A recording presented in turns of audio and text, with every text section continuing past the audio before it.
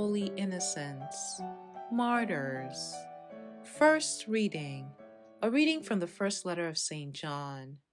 Beloved, this is the message that we have heard from Jesus Christ and proclaimed to you. God is light, and in him there is no darkness at all.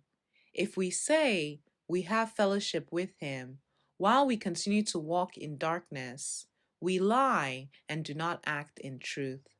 But if we walk in the light as he is in the light, then we have fellowship with one another, and the blood of his Son Jesus cleanses us from all sin.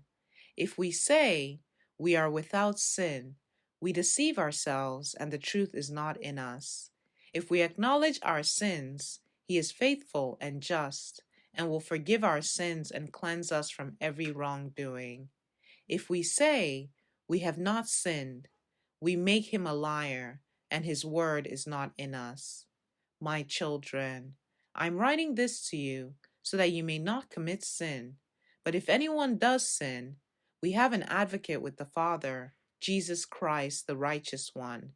He is expiation for our sins, and not for our sins only, but for those of the whole world. The word of the Lord.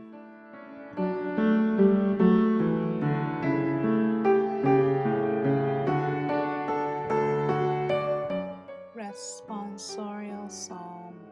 The response is, Our soul has been rescued like a bird from the fowler's snare. Had not the Lord been with us when men rose up against us, then would they have swallowed us alive when their fury was inflamed against us. Our soul has been rescued like a bird from the fowler's snare. Then would the waters have overwhelmed us, the torrent would have swept over us. Over us then would have swept the raging waters. Our soul has been rescued like a bird from the fowler's snare. Broken was the snare, and we were freed. Our help is in the name of the Lord, who made heaven and earth. Our soul has been rescued like a bird from the fowler's snare.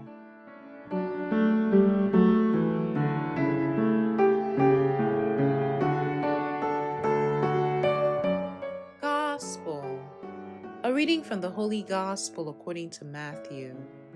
When the Magi had departed, behold, the angel of the Lord appeared to Joseph in a dream and said, Rise, take the child and his mother, flee to Egypt, and stay there until I tell you. Herod is going to search for the child to destroy him.